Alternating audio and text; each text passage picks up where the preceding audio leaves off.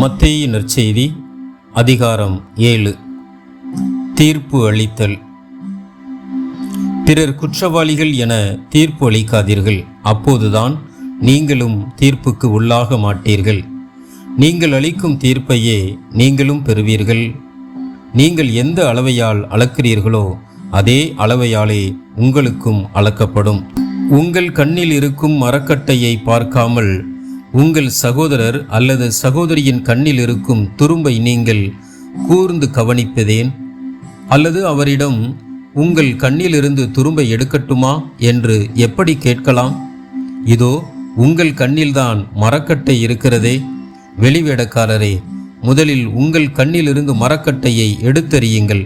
அதன்பின் உங்கள் சகோதரர் அல்லது சகோதரியின் கண்ணிலிருந்து துரும்பை எடுக்க உங்களுக்கு தெளிவாய் கண் தெரியும். தூய்மையானது எதையும் நாய்களுக்கு கொடுக்க வேண்டாம், அவை திருப்பி உங்களை கடித்து குதறும். மேலும் உங்கள் முத்துக்களை பன்றிகள் முன் எரிய வேண்டாம், எரிந்தால் அவை தங்கள் கால்களால் அவற்றை மிதித்துவிடும். வேண்டுதலின் விளைவு. கேளுங்கள், உங்களுக்கு கொடுக்கப்படும். தேடுங்கள், நீங்கள் கண்டடைவீர்கள். தட்டுங்கள், உங்களுக்கு திறக்கப்படும். ஏனெனில் கேட்போர் எல்லாரும் பெற்றுக்கொள்கின்றனர், தேடுவோர் கண்டடைகின்றனர், தட்டுவோருக்கு திறக்கப்படும். உங்களுள் எவராவது ஒருவர் அப்பத்தை கேட்கும் தம் பிள்ளைக்கு கல்லை கொடுப்பாரா? அல்லது பிள்ளை மீன் கேட்டால் பாம்பை கொடுப்பாரா?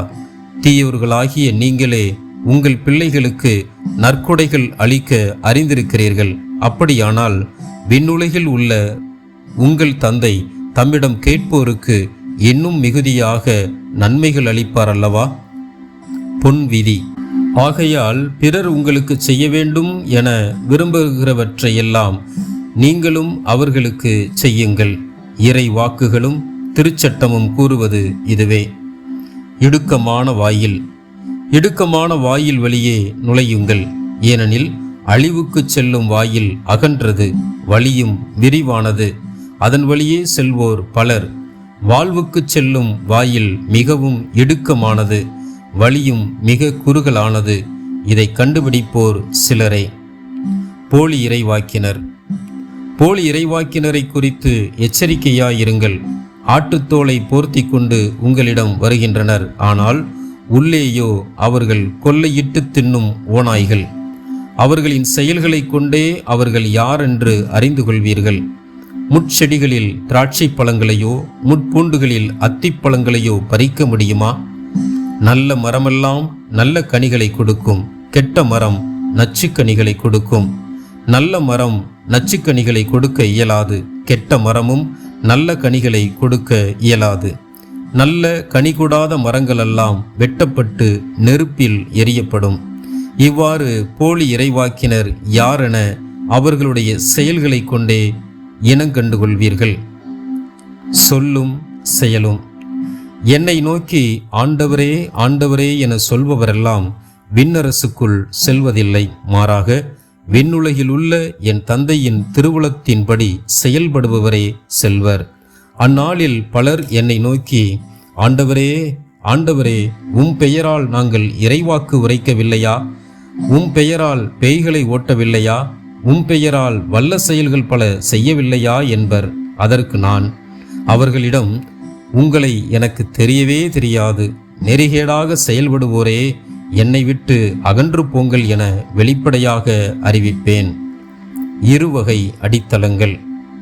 ஆகவே நான் சொல்லும் இவ்வார்த்தைகளை கேட்டு இவற்றின்படி செயல்படுகிற எவரும் பாறை மீது தம் வீட்டை கட்டிய அறிவாளிக்கு ஒப்பாவார். மழை பெய்தது, ஆறு பெருக்கெடுத்து ஓடியது, பெருங்காற்று வீசியது, அவை அவ்வீட்டின் மேல் மோதியும் அது விழவில்லை, ஏனெனில் பாறையின் மீது அதன் அடித்தளம் இடப்பட்டிருந்தது. நான் சொல்லும் இந்த வார்த்தைகளை கேட்டு இவற்றின்படி செயல்படாத எவரும் மணல் மீது தம் வீட்டை கட்டிய அறிவிலிக்கு ஒப்பாவார். மழை பெய்தது, ஆறு பெருக்கெடுத்து ஓடியது, பெருங்காற்று வீசியது, அவை அவ்வீட்டை தாக்க அது விழுந்தது. இவ்வாறு பேரழிவு நேர்ந்தது. இயேசு இவ்வாறு உரையாற்றி முடித்தபோது அவரது போதனையை கேட்ட மக்கள் கூட்டத்தினர் வியப்பில் ஆழ்ந்தனர்.